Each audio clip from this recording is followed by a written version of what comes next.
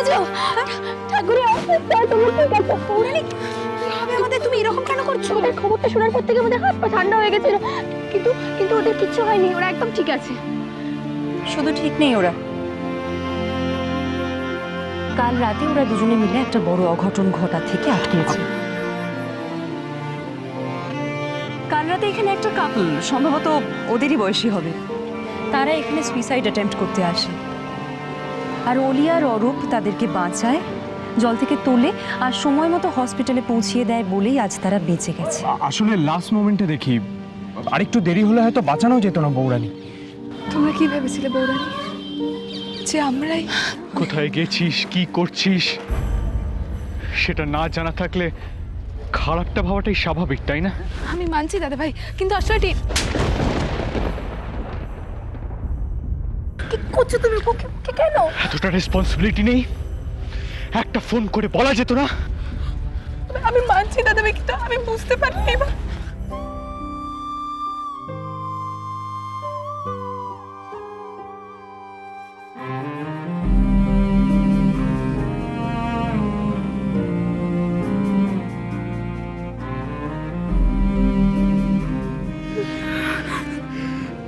আর কোনোদিন করবি না এরকম, আর যদি করেছিস তাহলে হবে না দাদা ভাই, এবারে আমাকে ক্ষমা করে দেয়, হবে না, প্রমিস।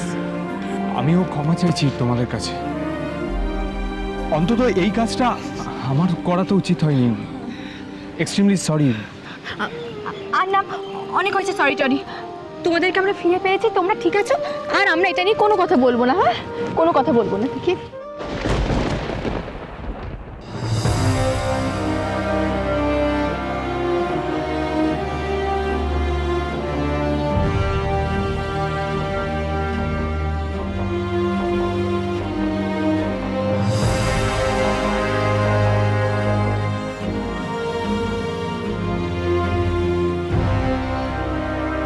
তিস্তার একটা থ্যাঙ্কস পাওনা ছিল, কিন্তু ও চলে গেল। আমাদের বিপদে পাশে ছিল, অথচ এই আনন্দের মোমেন্টে নিজেকে সরিয়ে নিল। এতটা বদলে গেছে তিস্তা। এদিকে এসো দাদা ভাই, আরে এসো। আচ্ছা বৌরানী, আমাদের জন্য তোমাদের অনেক ভোগান্তি হয়েছে। হ্যাঁ, এবার চলো যাওয়া যাক, চলো চলো। হ্যাঁ, আসতে হবে দাদা ভাই, অ্যাওয়ার্ড ফাংশন আছে। হ্যাঁ, আজ ওনার প্রাপ্তি হবে, তারপর কাল সকালের ফ্লাইটে বাড়ি। চলো এখন যাওয়া যাক, চলো। একটু দাঁড়াও, এখনো একটা কাজ বাকি আছে। মানে?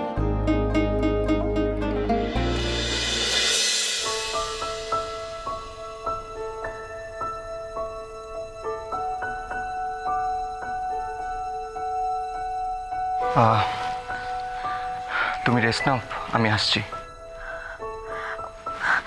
কোথায় যাচ্ছ তুমি? তোমার সঙ্গে আমার একটু কথা আছে। নার্স,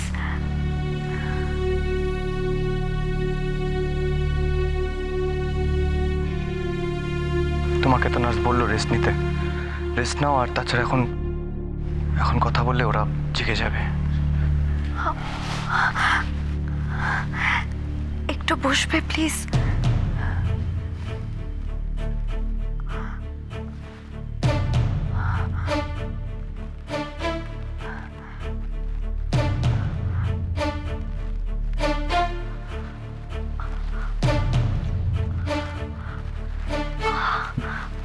অভ্র,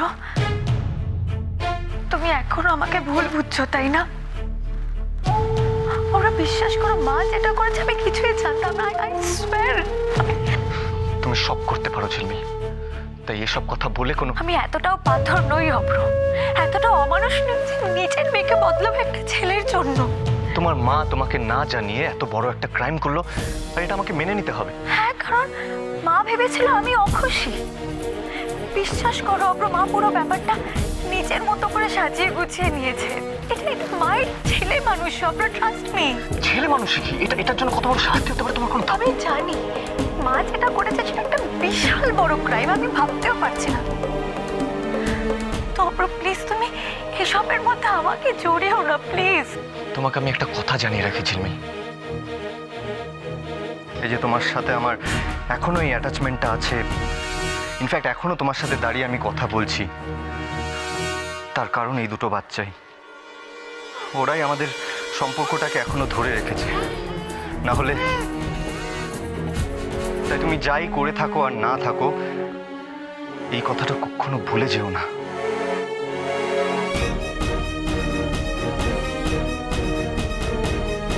মা এরকম করবে আমি সত্যিই জানতাম না অভ্র, কিন্তু এটাও জানতাম না তুমি এতটা ঘৃণা করো আমায়। সব কি মিথ্যে? না না, সব মিথ্যে নয়, মিথ্যে হতে পারে না। তুমি ভালোবাসো আমায়, খুব খুব ভালোবাসো। আসলে তোমাকে বিশ্বে দিচ্ছি ওই হতচ্ছাড়ি নিকিতাটা। হ্যাঁ হ্যাঁ, ওই সব নষ্টের গোড়া। একবার শুধু ফিরি বাড়িতে, তারপরে নিকিতাকে যদি আমি না জব্দ করেছি, তাহলে আমার নামও ঝিলমিল নয়।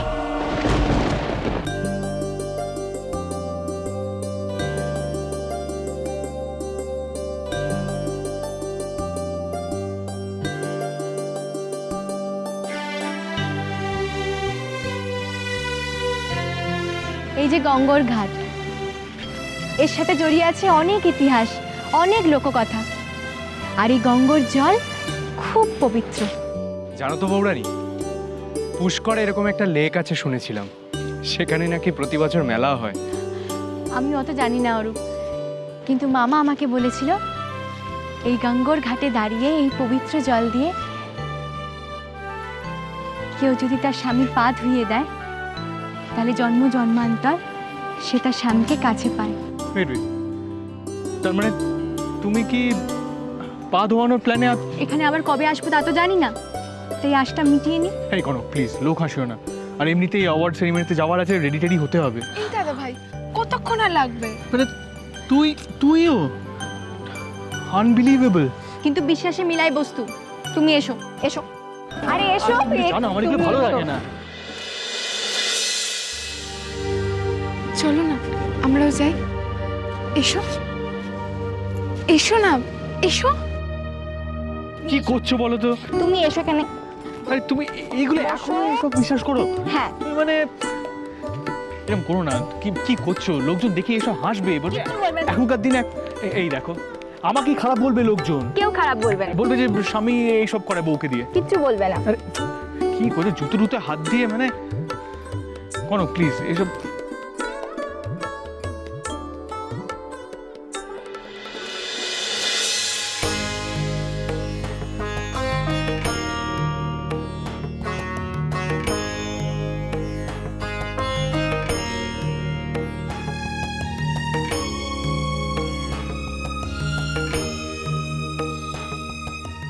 না কনক, তোমার জায়গা আমার পায় না। তোমার জায়গা এখানে।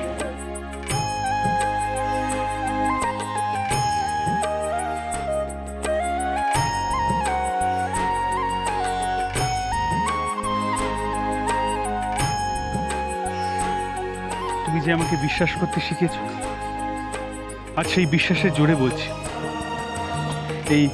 এই পবিত্র গঙ্গোর ঘাটে দাঁড়িয়ে বলছি, শুধু এই জন্মে নয়, আমি যতবার জন্মাবো ততবার আমি তোমাকে আমার স্ত্রী হিসেবে আমার পাশে চাই।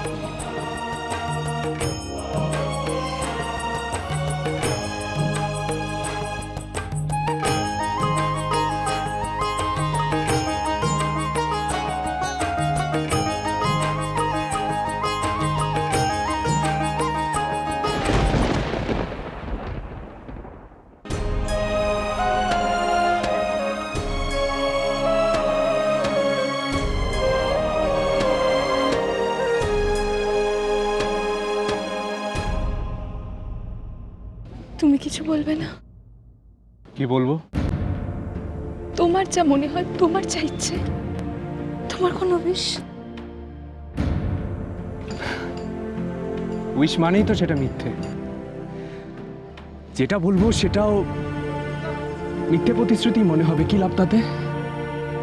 তুমি এখন বাদ দাও। আমার মনে কি আছে না আছে বাদ দাও। আগামী দিনই বলবে কে কাকে কতটা ভালোবাসে আর আমাদের রিলেশনটাকে রেসপেক্ট করে।